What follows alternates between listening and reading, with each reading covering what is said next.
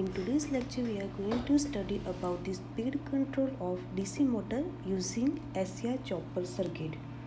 So DC motor जो होती है उसकी स्पीड कंट्रोल के लिए DC चॉपर सर्किट का भी यूज़ किया जाता है।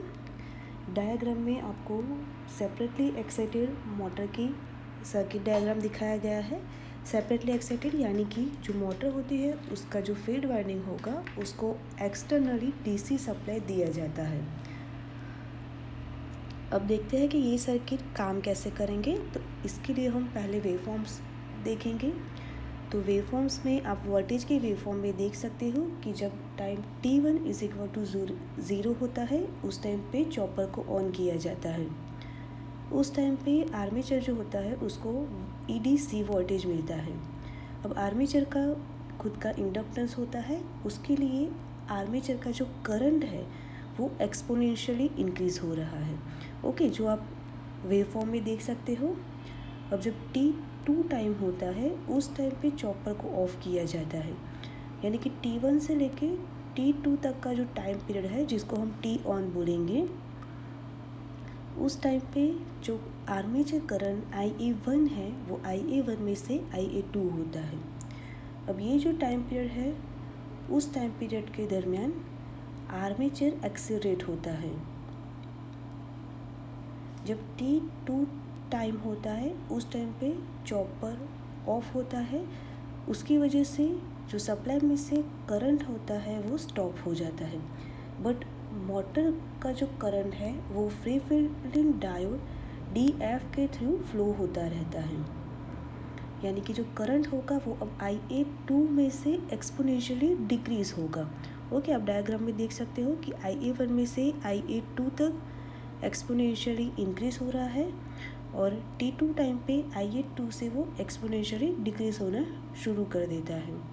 अब जब टाइम t2 होता है तो t2 से लेके t3 टाइम के ड्यूरिंग जो मोटर की स्पीड है वो डिक्रीज़ होती है। अब ये है t ऑन पीरियड के अंदर जो वर्किंग होता है वो। अब जब t ऑफ पीरियड होता है उस टाइम पे जो आर्मेचर करंट होता है वो डिक्रीज़ होके IA2 में से IA1 होता है और जो मोटर का टर्मिनल वोल्टेज होता है वो 0 हो जाता है। अब t3 टाइम पे फिर से चॉपर ऑन किया जाता है, यानी कि चॉपर का जो टोटल टाइम पीरियड t होगा it will be t on plus t of. अब जो t ऑन पीरियड है उसको ड्यूटी इंटरवल कहा जाता है।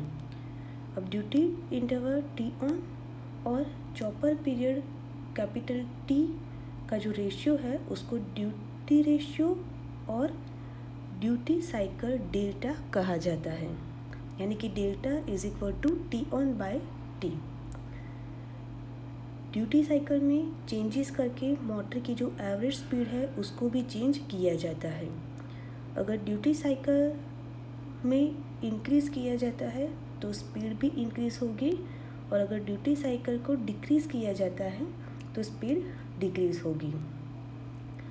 अब यहाँ पे जो करंट का फ्लो होगा वो या तो कंटिन्यूस होता है या तो डिसकंटिन्यूस होता है, यानी कि जो उसका कंडक्शन है वो सर्किट के पैरामीटर और उसका जो t ऑन पीरियड और t ऑफ पीरियड है उन दोनों पे डिपेंड करता है।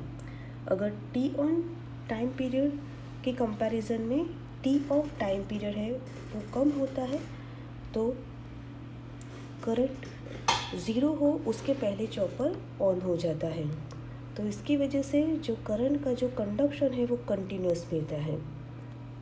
बट अगर t ऑन टाइम पीरियड की कंपैरिजन में t ऑफ टाइम पीरियड ज़्यादा हो तो चॉपर फिर से ऑन हो उसके पहले करंट 0 हो जाता है, तो यहाँ पे ये जो करंट का कंडक्शन होगा उसको डिसकंटिन्यूस कंडक्शन मिलता है।